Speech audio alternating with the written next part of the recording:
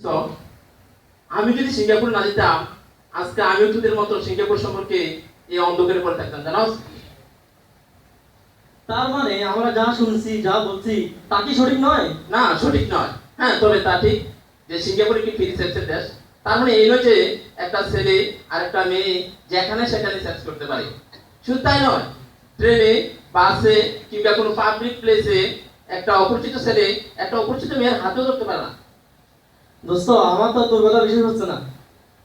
কারণ হচ্ছে আমরা যা বলছি যা শুনছি তো এটার সাথে তো কিছুই মিলতেছে না দোস্ত।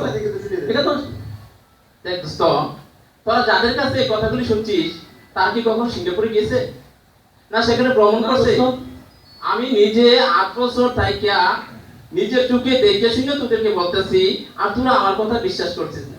দেখ আল্লাহ সুবহানাহু ওয়া তাআলা বলছেন, যদি তাদেরকে সঠিক বিষয়ের প্রতি আহ্বান করা হয়, যার বিষয় যার যার আছে, যে বিষয় আছে সঠিক প্রমাণ, কিন্তু তারা বলে যে এবং মুরব্বীরা বলছেন এবং মুরব্বী এবং বুজুর্গ, কিন্তু তাদের অনেক কথা আছে যেগুলো সরাসরি কোরআন এবং হাদিসের কথা, কিন্তু তারা বলে যে মুরব্বীরা বলছে এবং মুরব্বী এবং বুজুর্গ।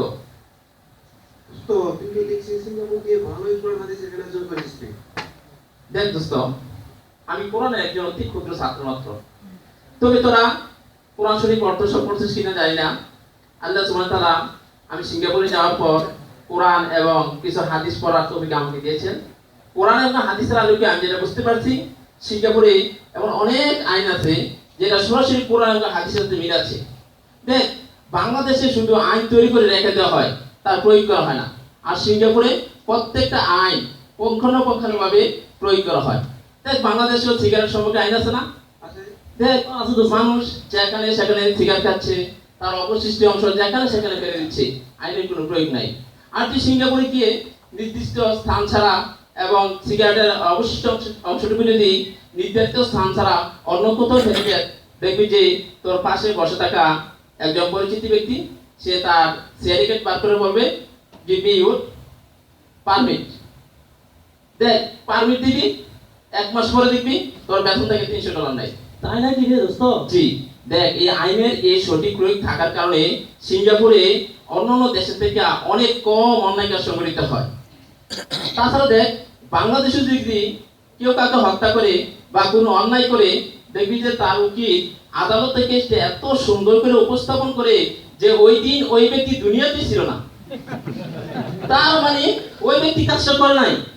কিন্তু সিঙ্গাপুরে যদি কেউ কোনো অন্যায় কাজ করে, তখন দেখবি আদালতে গিয়ে উকিল এর সততা প্রমাণ করার চেষ্টা করে এবং অভিযুক্ত ব্যক্তিকে তার সাজা কমানোর চেষ্টা করে। দোস্ত, এই তো দেখছি চমৎকার একটা দেশ। জি। অস্ট্রেলিয়ার মতো এত বিখ্যাত একটা কান্ট্রিতে আইনের এত প্রয়োগ নেই। দোস্ত কানাডা তো নেই। সেটাই রে দোস্ত, সিঙ্গাপুর বিশ্বের জন্য মডেল। তো হ্যাঁ দোস্ত। তুই লেখাপড়া করলি কখন? কাজের ভাগে নাকি? দেখ দোস্ত, সিঙ্গাপুর দেশটা একবার ছোট, হাতের মুঠোয় চাইলে সবকিছু পাওয়া যায়। তাছাড়া সিঙ্গাপুরে কর্মজীবীদের জন্য ছোট ধরনের কোর্স থেকে শুরু করে বড় ধরনের ডিগ্রি লাভের কোর্সের ব্যবস্থা আছে।